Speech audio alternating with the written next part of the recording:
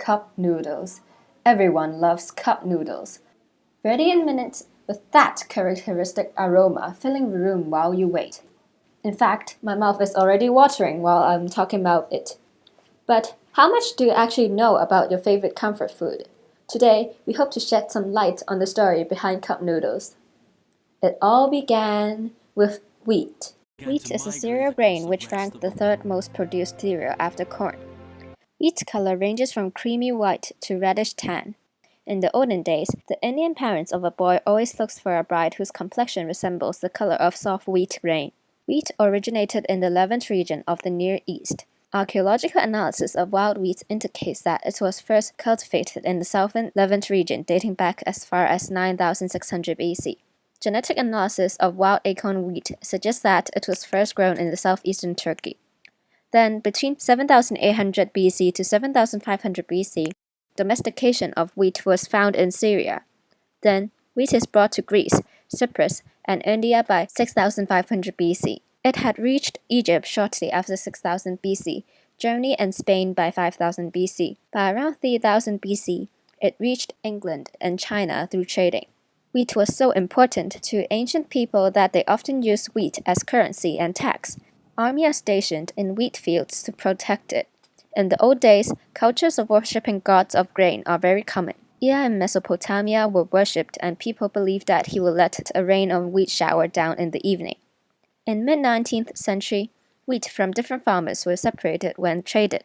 However, different farmers might get very different prices, and middlemen will collect commissions. But then railroads changed all that. Wheat from different farmers were mixed in grain elevators in order to load and unload quickly. As a result, one farm's output became interchangeable with that of another. Now, wheat is one of the largest commodities. Wheat futures are traded on Kansas City Board of Trade, Minneapolis Grain Exchange, and here, the Chicago Board of Trade. Wheat is characterized by its hardness. People often grind it into powder, but the process is so time-consuming that it took 1 of the 5 days, or 1 out of 5 slaves, or 1 out of 5 family members to grind the wheat. Then people often turn the flour into flatbread. The driving force behind is that flatbread is thin and can be easily cooked. On top of that, flatbread can be stored up to 5 days without preservation, and people can bring it easily when they go farming or hunting. Also, flatbread and other foods like curry and beef are the perfect match. Flatbread can be stored and enjoyed whenever needed, but this is not enough. Cooking flatbread takes quite a long time in special pots. To make things worse, they can be easily contaminated when stored. In addition, eating a large piece of flatbread is not an easy job. People needed something that is fast to cook and convenient to eat. In order to achieve these characteristics, they cut flatbread into small pieces, typically thin and long slices, and boiled them with water. These slices were later called noodles. Small slices provided a large surface area compared with a whole piece of flatbread. A larger surface area means faster heat transfer. Hence, it only takes several minutes to cook noodles. And since noodles are already cut, you don't have to bite them like when you're eating flatbread.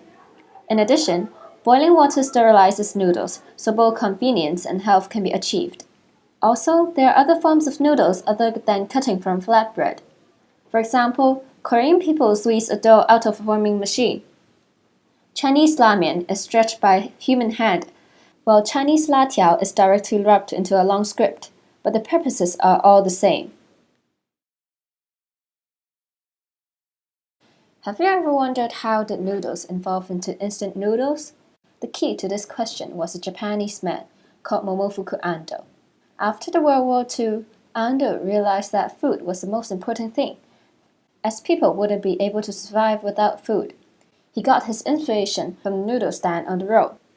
Ando wanted to make a kind of noodles which can be easily consumed at home and ready within minutes. At first, he was stumped. The noodles he made would break when he soaked them back into hot water.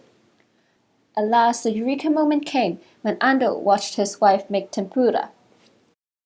When the moist dough was dipped into hot oil, the hot oil expels the water in the dough, leaving small holes in the noodles. Ando called this method the flash frying method. When the noodles were soaked back into hot water, it penetrates the pores, once again moistening the dried noodles, giving them back the tender and elastic texture. Voila! In 1958, the world's first instant noodles were born.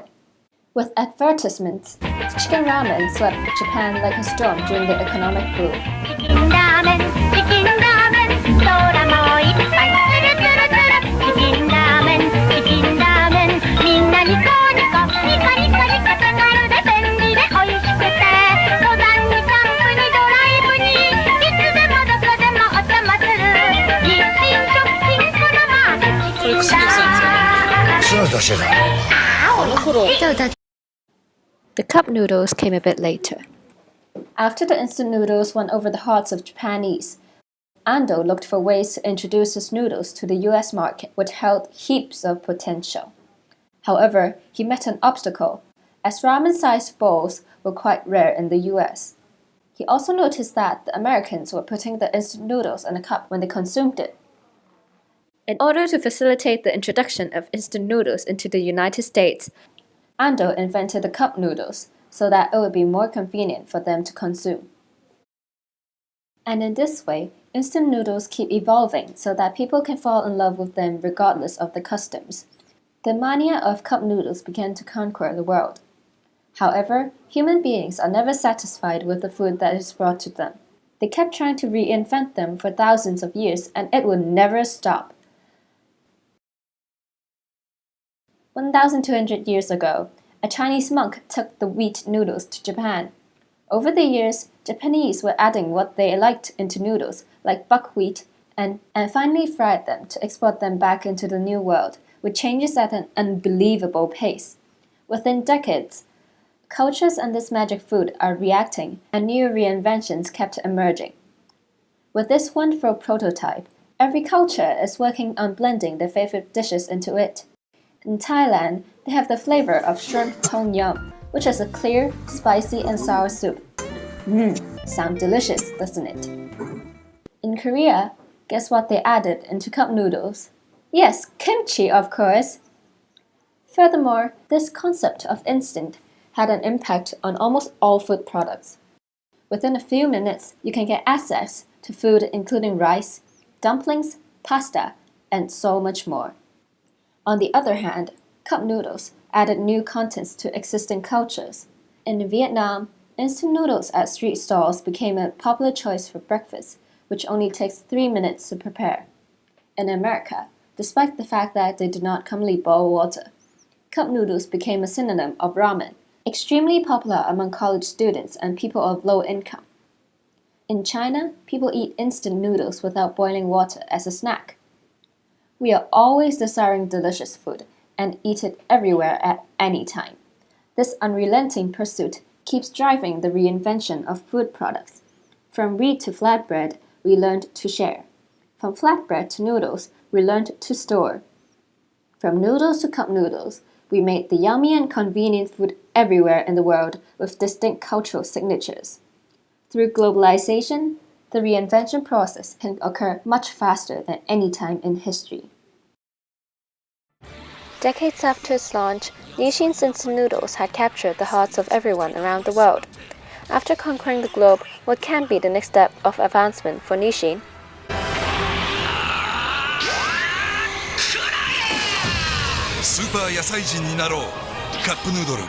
Nissin proudly presents Space Ram. Now, not even the sky will be the limit for Nissin's noodles.